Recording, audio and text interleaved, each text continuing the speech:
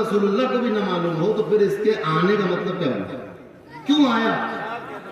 رسول جس پر نازل کیا وہی نہیں جانتا تو پھر آیا کیوں یہ؟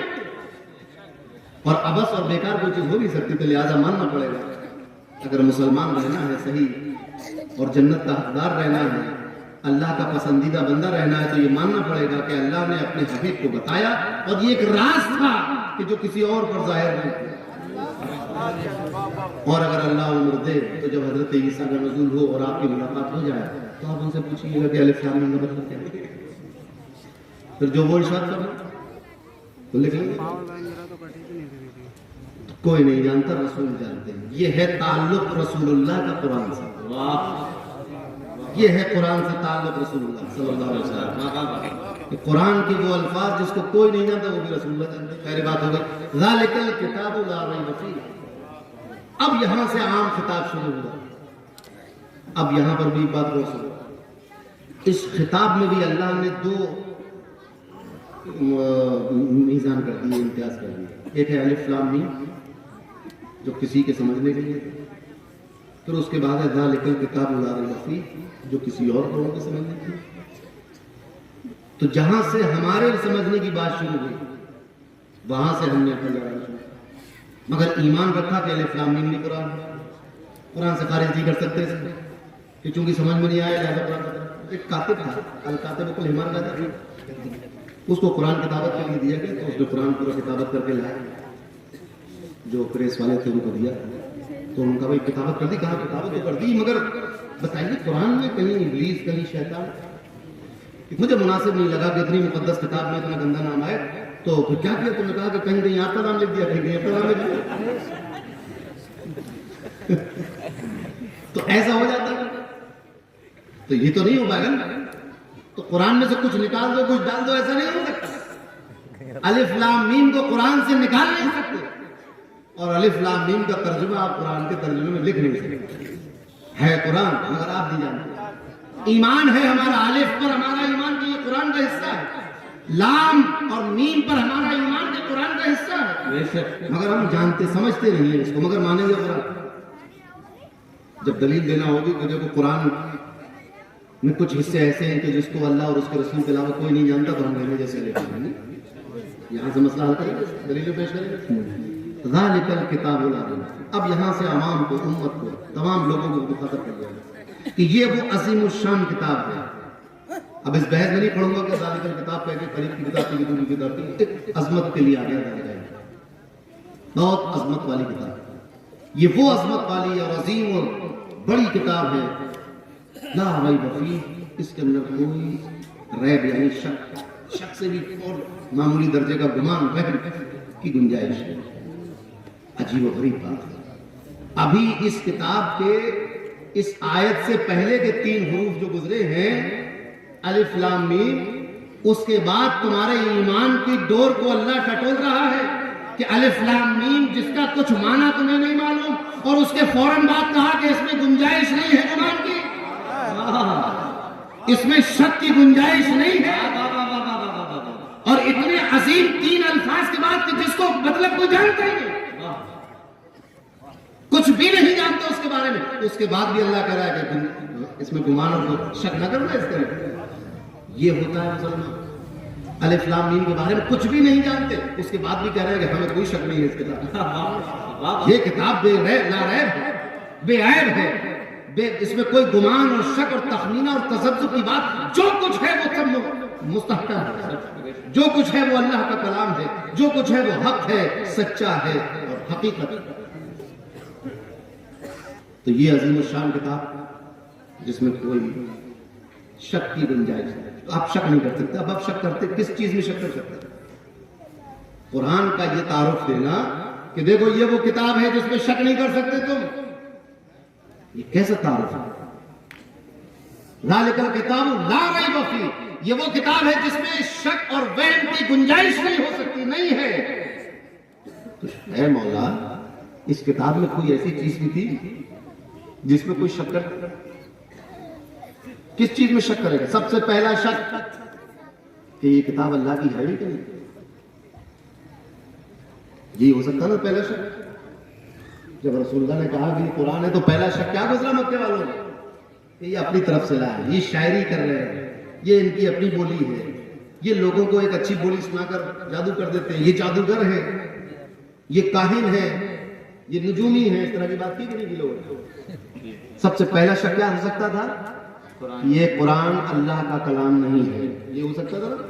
اس کو اللہ نے سوال اور شک پیدا ہونے سے پہلے ختم کر دیا. فرمایا الف لام میم. اب اگر یہ اللہ کا کلام نہیں ہے تو بتاؤ پھر اس کا مطلب کیا ہے؟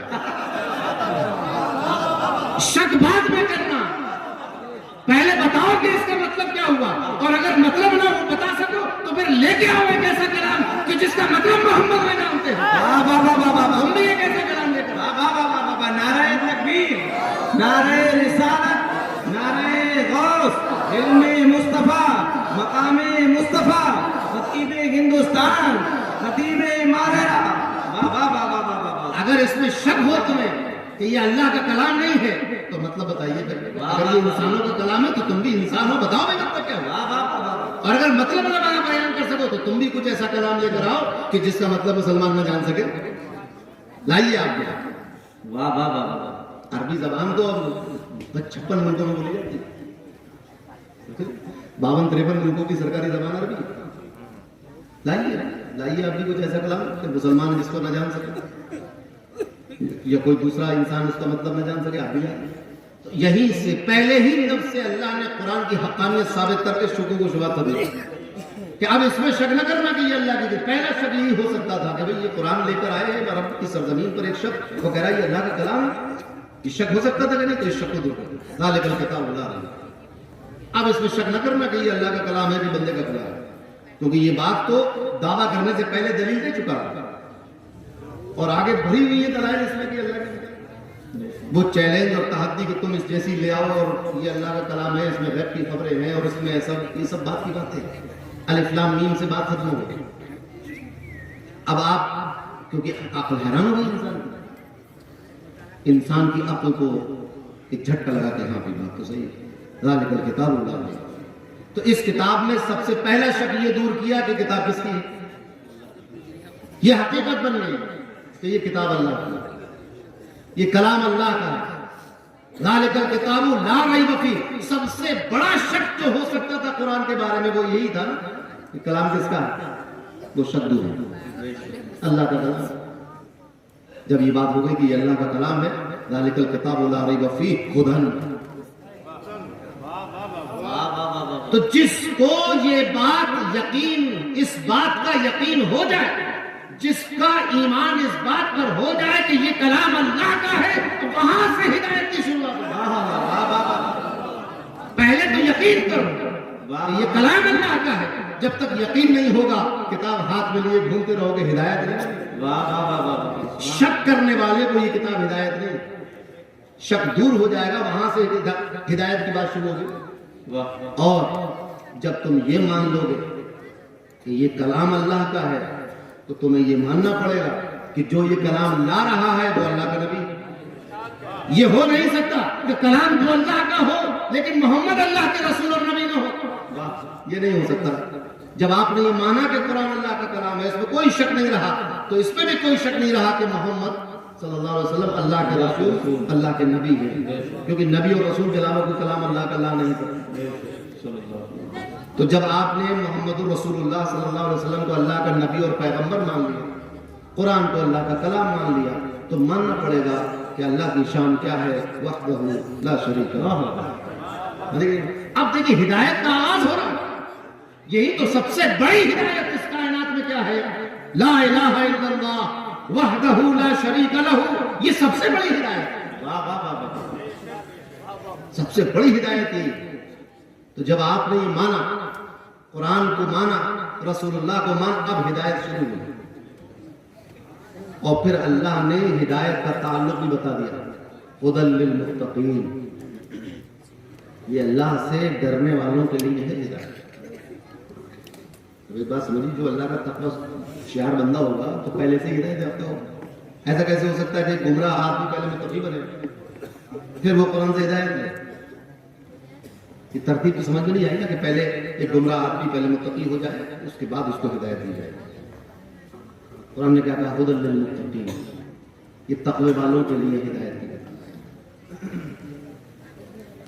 متقین کون ہے؟ اللہ تبارک و تعالیٰ نے اس کی بھی بات کو مسلمانوں قرآن میں ہم نے غور ہی نہیں کیا، اس لیے اتنے مناظرے، اتنے جھگڑے، اتنی شاخیں اور اتنے فرقے بن گئے کہ سمجھنے کا کیا ہوگا۔ اگر قرآن کریم کو ڈھنگ سے غور کر کے پڑھ لیا جاتا تو بد مذہبوں سے مناظروں کی نوبت ہی نہیں آتی۔ قرآن تو بتا رہا ہے تقوی طہارت کی جتنی ڈیفینیشن آپ کر لیں تو آپ کی، جو قرآن کر دے بول رہا ہے۔ اور جب کوئی مذہبی بات چھڑے گی تو اس میں دلیل سب سے پہلی بنے گی قرآن۔ آپ کہیں متقی وہ ہوتا ہے جس کے ماتھے میں نشان پڑ جائے، جس کی جیب میں مسواک لگی ہو، جس کے ہاتھ میں لوٹا ہو، جس کی بغل میں مصلی ہو، جو دور دور گھوم کے لوگوں کو نماز کی دعوت دیتا ہو، یہ تمہارے تقوی کی تعریف ہوگی۔ قرآن کہہ رہا ھدی للمتقین الذین یؤمنون بالغیب، تم غیب کا انکار کر رہے ہو۔ قرآن کہہ رہا ہے یؤمنون بالغیب، غیب پر ایمان لائیے، غیب پر ایمان لاؤ۔ یہ تقوی شعار لوگوں کی تعریف کا پہلی فصل ہے، یہ فصل اول ہے۔ متقی کی تعریف کی فصل اول یہ حد ہے جس سے جو جامع اور مانے ہے، جو اپنے افراد کو گھیر لیتی ہے اور غیر کو داخل نہیں ہونے دیتی، پھرتی رہو دنیا میں ادھر ادھر، مگر اللہ اس تقوی کی چار دیواری کے اندر تمہیں داخل نہیں ہونے دے گا۔ جامع مانے تعریف بھائی غیب پہ ایمان تو لائے نہیں، تقوی سے کیسے تمہارا تعلق ہو سکتا ہے؟ اب غیب پہ ایمان لانا، قرآن نے یہ نہیں کہا کہ اللہ پر ایمان لا، رسول پر ایمان لا، قرآن پر ایمان لا، جنت دوزخ پر ایمان لا، اور جو ایمان مجمل اور مفصل آپ پڑھتے ہیں اس کا ذکر نہیں ہے۔ وہ تو ذکر کہ جو یہ کہے کس کے لیے ہدایت ہے؟ متقی کے لیے۔ متقی کون؟ متقین وہ ہے جو اس بات کا اقرار کر دے زبان سے اور تصدیق کر دے دل سے۔ کس بات کی؟ آمنت باللہ و ملائکتہ و کتبہ و رسلہ الی آخر۔ نہیں فرمایا، کیا کہا؟ یؤمنون بالغیب۔ یہ قرآن کا کمال ہے کہ ایک مختصر سے کلمے کے اندر پوری ڈکشنری، پوری کلیات، پوری لائبریری علم کے سمندر کو گھیر دیا۔ واہ واہ واہ۔ ھدی للمتقین کون؟ الذین، وہ لوگ ہیں تقوی والے جو ایمان لائے غیب پر، لاتے ہیں غیب پر، جو غیب کو مان لیتے ہیں، جو غیب پر ایمان لاتے ہیں۔ اس میں ابھی اللہ کی وحدانیت کا ذکر نہیں ہے، اس میں نبیوں کی رسالت اور نبیوں کی نبوت کا ذکر نہیں ہے، اس میں ابھی کتابوں کا، آسمانی کتابوں کا ذکر نہیں آیا، قضاء و قدر کا ذکر نہیں آیا، روز محشر کا ذکر نہیں آیا، حساب و کتاب کا ذکر نہیں آیا، قبر کے عذاب اور قبر کے ثواب اور نعمتوں کا ذکر نہیں آیا، جنت اور دوزخ کا ذکر نہیں آیا، کسی چیز کا ذکر نہیں آیا۔ کیا آیا؟ یؤمنون بالغیب۔ اب غیب پر ایمان کیسے لائیں گے؟ کیا آپ یہ کہیں گے کہ میں غیب پر ایمان لایا؟ مفتی صاحب بیٹھے ہوئے، کوئی شخص آ کر یہ کہے کہ مولانا میں غیب پر ایمان لایا، مسلمان مانے کس طرح؟ ارے بھائی غیب پر ایمان لایا، بھائی غیب تو کہتی ہے اس کو جو نہ معلوم۔ اب اگر ہم بتا دیں کہ وہ غیب کیا ہے تو پھر وہ غیب کیا ہے؟ بات سمجھنا، یہ لوگ بحث میں ڈالتے ہیں غیب کا علم کیسے ہو سکتا ہے؟ کہ غیب تو غیب ہے تو علم ہو نہیں سکتا۔ اچھا اللہ کہہ رہا ہے کہ غیب پر ایمان لاؤ۔ اب ایک ایسی چیز پر جو سب سے جو غیب ہے، جو تم جانتے نہیں ہو، اس پر کیسے ایمان لاؤ؟ وہ غیب کیا ہے؟ اس چکر میں نہ پڑو۔ اب یہ تو ایک انڈرسٹوڈ بات ہے کہ جب تک لا الہ الا اللہ محمد رسول اللہ نہیں کہو گے ایمان والے نہیں ہو۔ ایمان لانا کس پر ہے؟ غیب پر ایمان لانا ہے کہ اللہ پر ایمان لانا ہے؟ ایمان کس پر لانا ہے؟ آمنت باللہ یا آمنت بالغیب؟ کیا کہہ کر مسلمان ہوتے ہو؟ میں غیب پر ایمان لایا یا میں اللہ پر ایمان لایا؟ وَمِنَ النَّاسِ مَن يَقُولُ آمَنَّا، کس پر؟ باللہ۔ آمنا بالغیب کہا انہوں نے۔ لوگ کس پر کہتے ہیں؟ اگر کوئی کہتا اپنے آپ کو ظاہر کرتا ہے کہ میں ایمان والا ہوں تو کیا کہتا ہے؟ میں اللہ پر ایمان لایا، میں آخرت پر ایمان لایا، میں رسولوں پر ایمان لایا، میں قضاء و قدر پر ایمان لایا، مرنے کے بعد پھر زندہ ہونا اس پر ایمان لایا، قیامت پر ایمان، فرشتوں پر ایمان، کتابوں پر ایمان، پورے ایمان مجمل مفصل میں بالغیب کا ذکر نہیں۔ نبی کریم صلی اللہ علیہ وسلم نے کیا کہا؟ قولوا لا الہ الا اللہ تفلحوا، یعنی فرمایا قولوا آمنت بالغیب تفلحوا۔ لوگوں یہ کہو کہ میں غیب پر ایمان لایا، نہیں کہا۔ کیا کہا؟ کہو کہ اللہ کے سوا کوئی عبادت کے لائق نہیں. کس پر ایمان لاؤ؟ ایک اللہ پر ایمان لاؤ. تو ایمان لانے کا مطالبہ کیا ہے؟ ایک ایمان، ایک اللہ پر جو جس کا کوئی شریک نہیں، جس کے سوا کوئی عبادت کے لائق نہیں، محمد اللہ کے رسول ہے صلی اللہ علیہ وسلم. پھر جب تفصیلی بات پوچھی جائے تو تمام فرشتوں پر، کتابوں پر، نبیوں پر، رسولوں پر، قیامت پر، مرنے کے بعد پھر زندہ ہونے پر، قضاء و قدر پر، سب پر. اس میں کسی میں بھی غیب کا ذکر نہیں ہے. اور قرآن متقیوں کی صفت میں پہلی بات جو پہلی فصل دے رہا ہے کرا یؤمنون بالغیب، وہ غیب پر ایمان لاتے ہیں. کون سے غیب پر ایمان لائیں گے؟ اب بات سمجھ میں آئی جب ہم نے ایمان کی تعریف دیکھی، کیونکہ اس میں ایمان کا ذکر آیا کہ ایمان لاتے ہیں غیب پر. تو پہلا کوئی ایمان کہتے کس کو ہے جو لایا جائے؟ کیا لائے ہم کہ بھئی ایمان لاؤ؟ کہاں ہے ایمان؟ کون سے بازار؟ یہ بذریعہ میں ملے گا، یا ہائی وے پہ ملے گا، بائی پاس پہ ملے گا، کسی اسپتال میں ملے گا، کس مال میں ملے گا؟ ریلائنس والے مال پہ ملے گا کہ اڈھانی والے مال پہ ملے گا؟ کہاں ملے گا؟ بھارت سرکار نے بنایا ہے، یہ چائنا والا لے لے. لاؤ بھائی ایمان لاؤ. کیسے؟ کہاں سے لائے ایمان؟ مسجد سے لائے، مدرسے سے لائے، درگاہ سے لائے، دارالعلوم سے لائے، کعبے سے لائے، کہاں سے لائے؟ یہ لاؤ گے کہاں سے؟ لاؤ ایمان. ایمان لاتے ہیں کیا؟ کہاں سے لاتے ہیں ایمان؟ بازار سے لاتے ہیں کہ ریلوے اسٹیشن سے لاتے ہیں کہ بس اسٹینڈ سے لاتے ہیں؟ کہاں سے لاتے ہو؟ باغ سے لاتے ہو کہ کھیت سے لاتے ہو کہ کولڈ اسٹور سے لاتے ہو کہ سبزی منڈی سے لاتے ہو؟ کہاں سے لاتے ہو؟ تو علماء نے لکھ دیا. اچھا، اور یہ وہ بات ہے جس میں کسی کو اختلاف نہیں، کسی فرقے کو اختلاف نہیں. معتزلہ اس پر متفق ہے، شیعہ اس پر متفق ہے، موجودہ دور کے بدعقیدہ اس پر متفق ہے، رافضی اس پر متفق ہے، دارالعلوم دیوبند والے اس پر متفق ہے، سلفیہ والے اس پر متفق ہے، اور اہل سنت بھی اس پر متفق ہے. ایمان کہتے کس کو؟ کیا لاؤ؟ تو کہاں سے لاؤ؟ کہتے ہیں کہ رسول کی تائید اور تصدیق کر دینا. واہ واہ واہ واہ واہ واہ. اور ما جاء بہ النبی صلی اللہ علیہ وسلم، نبی کی تصدیق، اور جو نبی دے رہا ہے اس کی تصدیق. تو جو نبی لے کر آیا، ما جاء بہ، جو نبی کے ساتھ آ گیا یا نبی جس کے ساتھ آ گئے، یعنی جو بات نبی نے بتا دی اس کی تصدیق کر دو کہ ہاں یہ صحیح ہے، ہم مان گئے. ایمان کہاں سے لائے؟ ایمان لانے کا مطلب یہ ہے کہ نبی سے لاؤ. کہ بازاروں میں اور مدرسوں میں اور دارالعلوم میں نہیں ملتا، یہ رسول اللہ صلی اللہ علیہ وسلم کے پاس ملتا. ایمان کا سب سے پہلا سورس اور مبدا جو ہے وہ رسول اللہ کی ذات ہے. انہوں نے کہا کہ اللہ ایک ہے، مان لیا. انہوں نے کہا کہ وہ وحدہ لا شریک لہ ہے، مان لیا. انہوں نے کہا کہ یہ قرآن ہے، مان لیا. تو رسول اللہ کی تصدیق کہ ہاں آپ اللہ کا رسول. جب نبی کریم نے کہا قولوا لا الہ، جیسے بتایا کہ اپنے قریبی رشتہ داروں کو ایمان کی بات بتائیے، تو کیا کہا نبی کریم نے؟ کہا مکے والوں مجھے کیسے سمجھتے ہو؟ یہاں سے شروع کریں، میرے بارے میں کیا کہتے ہو؟ بات کہنا تھی وحدہ لا شریک لہ کی، بات کہنا تھی لا الہ الا اللہ تفلحوا، میں نے شروع یہاں سے کیا کہ میرے بارے میں کیا کہتے ہو. تو مکے والوں نے کہا کہ آپ صادق ہیں، آپ امین، آپ سچے ہیں، امانت دار ہیں، آپ نے کبھی جھوٹ نہیں بولا، آپ تو بہت اچھے ہیں، آپ سچا تو کوئی ہے. تو نبی کی تصدیق کی، مگر وہ نبی کے کیریکٹر کی تصدیق کر رہے تھے بحیثیت محمد بن عبداللہ. وہ محمد الرسول اللہ کی تصدیق نہیں کر رہے. تو اتنا کہنے کے باوجود کہ آپ سچے ہیں، امانت دار ہیں، آپ بہت اچھے ہیں، وہ ایمان والے نہیں.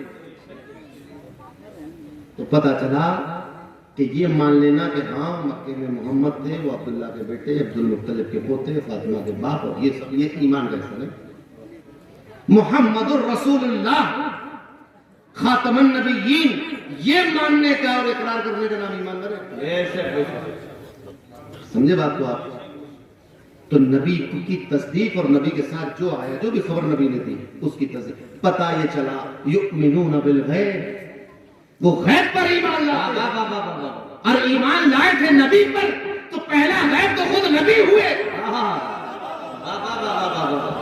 ایمان لائے تھے نبی پر. پہلا غیب نبی ہوئے, دوسرا غیب کلمہ ہوا, تیسرا فرشتے ہوئے, چوتھا کتابیں ہوئی, پھر تمام انبیاء ہوئے, پھر جنت اور دوزخ بھی ہوئی, پھر مرنے کے بعد زندہ ہونا ہوا, پھر قضاء و قدر ہوئی. اس سب کے مجموعے کو کہا جاتا ہے یؤمنون بالغیب. واہ واہ واہ واہ واہ واہ بات سمجھ میں آئی؟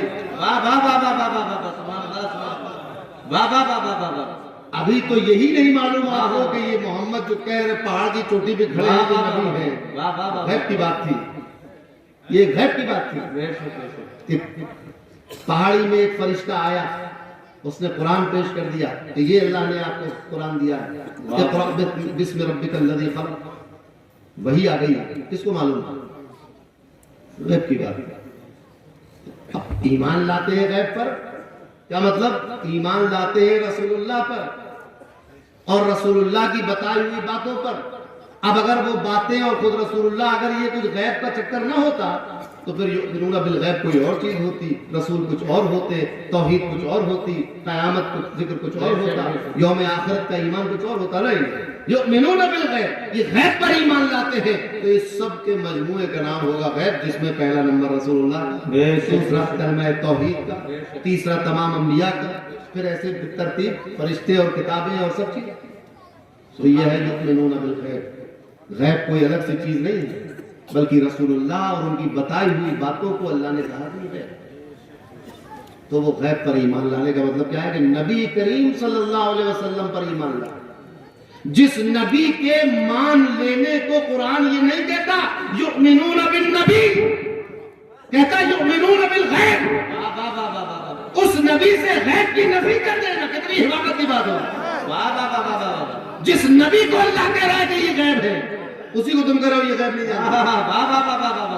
یہ ہو سکتا ہے کہ پانی پانی نہ ہو, مائک مائک نہ ہو, علم علم نہ رہے, شکر شکر نہ رہے, شہد شہد نہ رہے, آسمان آسمان نہ رہے. سلب الشیء عن نفسہ, یہ محال عقلی ہے, ہو نہیں سکتا. یؤمنون بالغیب, رسول اللہ سب سے پہلا غیب تو آپ ہیں, آپ پر ایمان لانا ہوگا. پھر کلمہ توحید یہ غیب کی بات ہے کہ اس پر ایمان لانا ہوگا.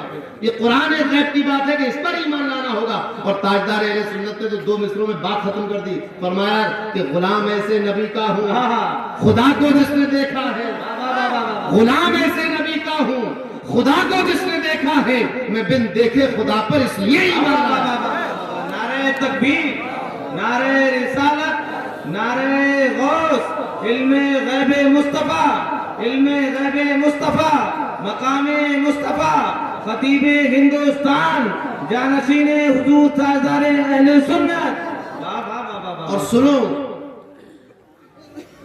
یہاں سے ایک بات اور واضح ہو گئی, تمہاری شان یہ ہے کہ یؤمنون بالغیب, مگر نبی کی شان یہ نہیں ہے کہ ہوا یؤمن بالغیب. ایسا نہیں, وہاں یؤمن بالغیب نہیں, وہاں جس پر ایمان لایا گیا وہ چیز دکھا دی گئی. اگر رسول جنت پر ایمان رکھتے ہیں جنت دیکھی ہوئی, دوزخ پر ایمان رکھتے ہیں دوزخ دیکھا ہوا ہے, قبر کے اندر کے حالات پر ایمان رکھتے ہیں وہ دیکھی ہوئی ہے, میزان پر ایمان رکھتے ہیں دیکھا ہوا ہے, قیامت پر ایمان رکھتے ہیں دیکھی ہوئی ہے, فرشتوں پر ایمان رکھتے ہیں دیکھے ہوئے ہیں, انبیاء پر ایمان رکھتے ہیں دیکھے ہوئے ہیں, کتابوں پر ایمان رکھتے ہیں دیکھے ہوئے ہیں, اللہ پر ایمان رکھتے ہیں دیکھا ہوا ہے. نعرہ تکبیر, نعرہ رسالت, نعرہ غوث, نعرہ غوث, علم مصطفیٰ, مقام مصطفیٰ, نگاہ مصطفیٰ. کیا چیز نہیں دیکھی ہے؟ ایمان مجمل مفصل پڑھتے جاؤ, ایک ایک چیز پر قسم کھا کر کہتے جاؤ کہ مصطفیٰ نے دیکھا ہے. تم کہو آمنت باللہ, کہو رسول نے دیکھا ہے, وملائکتہ, کہو رسول نے دیکھا ہے, وکتبہ, کہو رسول نے دیکھی ہے, رسلہ, انبیاء ہی, جو کہو رسول نے دیکھا ہے.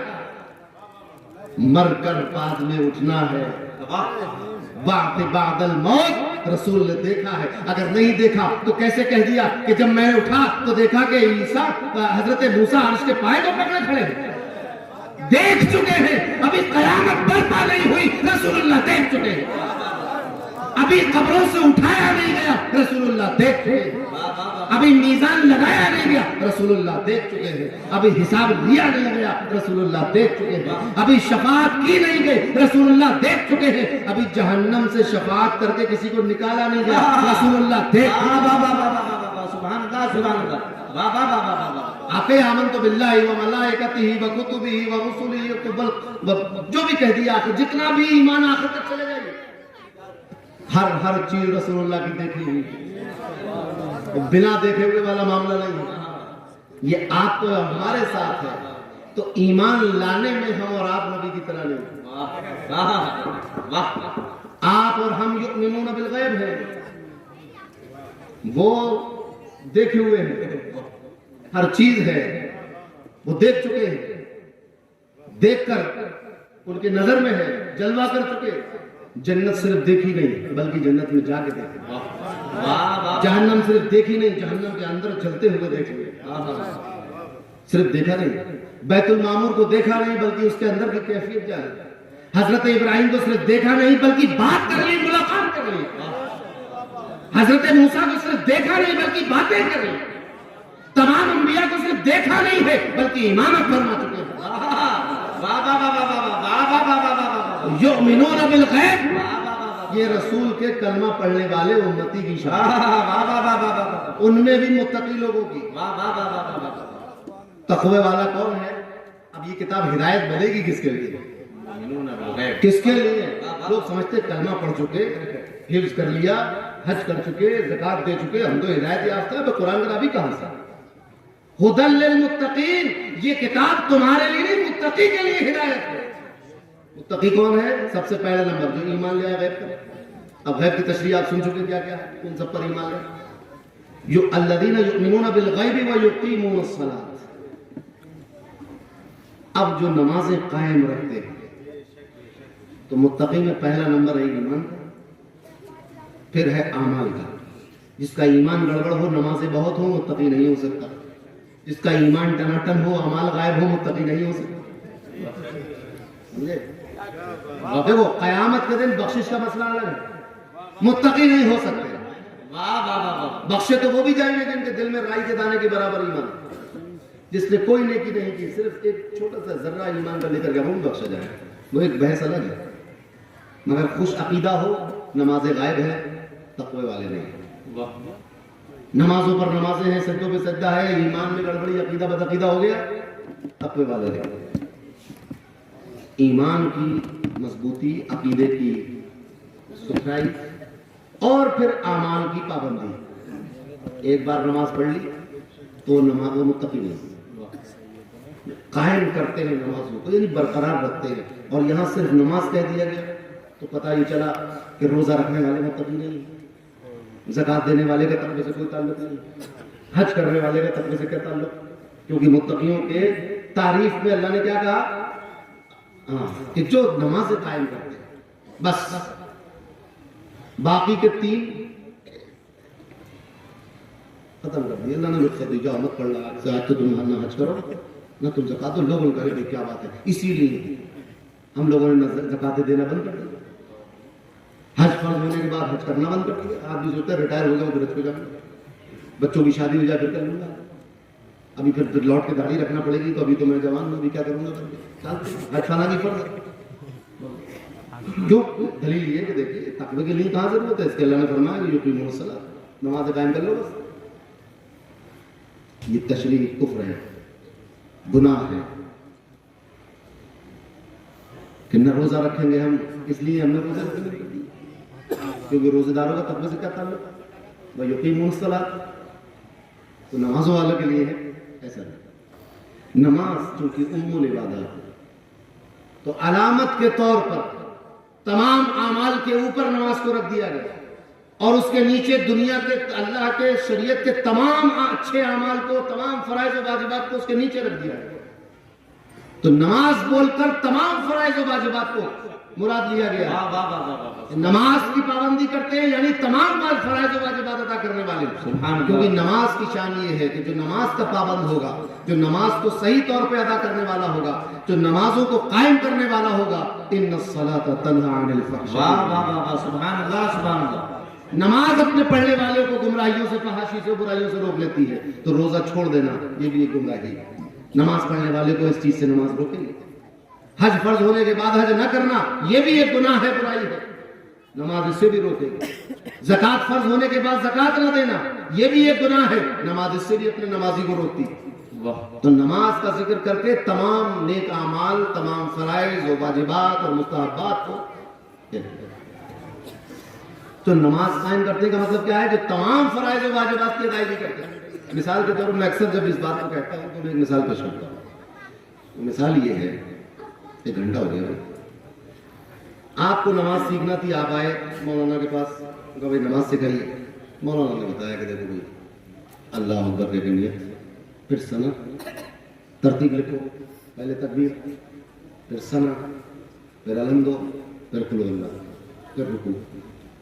آپ نے خوب ذہن نشین کر لیا، 4-5 بار دہرایا کہ پہلے تکبیر، پھر ثنا، پھر الحمد، پھر قل اللہ، پھر رکوع۔ بس اب آپ آئے مسجد میں، آپ نے وضو کیا، آپ نے اللہ اکبر، ثنا، الحمدللہ، قل اللہ، ہوئی نماز؟ ارے بھائی ابھی آپ نے تو بتایا تھا کہ ثنا، الحمد، قل اللہ۔ تو ثنا کہہ کر پوری ثنا، وہ علم کے طور پر تھا کہ نام ہے ایک چیز کا، پوری پڑھنا ہو گیا۔ الحمدو کہہ کر صرف الحمدو نہیں بلکہ الحمدو سے لے کر ضالین آمین تک پوری پڑھنا۔ قل ہو اللہ سے کہہ کر صرف قل ہو اللہ نہیں بلکہ قل هو اللہ احد اللہ الصمد لم یلد ولم یولد ولم یکن لہ کفوا احد، پوری، ورنہ تو 3 لفظ میں ثنا، الحمد، قل ہو اللہ، اللہ سبحان ربی الاعلی، سبحان ربی الاعلی، سبحان ربی الاعلی، ہوگا نہیں؟ تو الحمدو کہہ کر پوری سورہ فاتحہ، قل ہو اللہ کہہ کر پوری سورہ اخلاص، ثنا بول کر پوری ثنا، پورا سبحان اللہ۔ سمجھ میں آئی بات؟ ایسے ہی صلاۃ کہہ کر کہ صلاۃ نماز قائم کرتے تمام عبادات کو گھیر دیا۔ یہ نماز اور صلاۃ عالم کے طور پر استعمال کیا گیا، یہ استثنائی طور پر استعمال نہیں ہوا صرف نماز قائم نہیں، نماز بول کر تمام فرائض و واجبات مراد دیے گئے۔ تو اب پتہ چلا کہ تقوی والوں کی دوسری پہچان ہے کہ وہ تمام فرائض و واجبات ادا کرتے ہیں۔ لوگ سمجھتے ہیں کہ صرف نماز، روزہ، حج اور زکوٰۃ یہی فرض ہے، ماں باپ کی کہنا ماننا فرض ہے، غلط۔ جس طرح نماز فرض ہے، ماں باپ کے ساتھ حسن سلوک بھی فرض ہے، ماں باپ کے ساتھ نیک نیتی کے ساتھ ان کی خدمت کرنا بھی فرض ہے اولاد پر، جیسے نماز اور روزہ فرض ہے۔ اسلام نے فرض کیا ہے کہ اپنے ماں باپ کے ساتھ اچھا سلوک کریں، ان کو برا بھلا بتائیں۔ معاشرے میں جس طرح رہتے ہیں ہم، قرآن اور اسلام نے اور رسول اللہ نے ایک پیمانہ بنا دیا ہے کہ معاشرے میں اس طرح رہو، یہ بھی ہم پر فرض ہے۔ آپ تو معلوم ہے ہمارے اوپر جس طرح نماز فرض ہے، اسی طرح ایک مومن کی عزت، جان مال کی حفاظت ہمارے اوپر ہے۔ اگر ہم دیکھیں کہ ہمارے پڑوسی کی جیب سے کچھ پیسے گر گئے، ہم پر فرض ہے کہ ہم بتائیں کہ تمہارے پیسے گر گئے۔ اگر ہم دیکھ رہے ہیں کہ کسی مومن کی عزت کو اچھالا جا رہا ہے، ہم منع کریں، روکیں، اس کی عزت کو محفوظ رکھیں، یہ ہم پر فرض ہے۔ کسی کی جان پر حملہ ہونے والا ہے، ہم اس کو اطلاع کریں گے، بھائی تمہاری جان کے دشمن کھڑے ہوئے، تم یہاں سے منع گزر رہے، یہ ہم پر فرض ہے۔ ہم کسی سے حسد نہ کریں، یہ ہم پر فرض ہے۔ ہم کسی کی غیبت نہ کریں، یہ ہم پر فرض ہے۔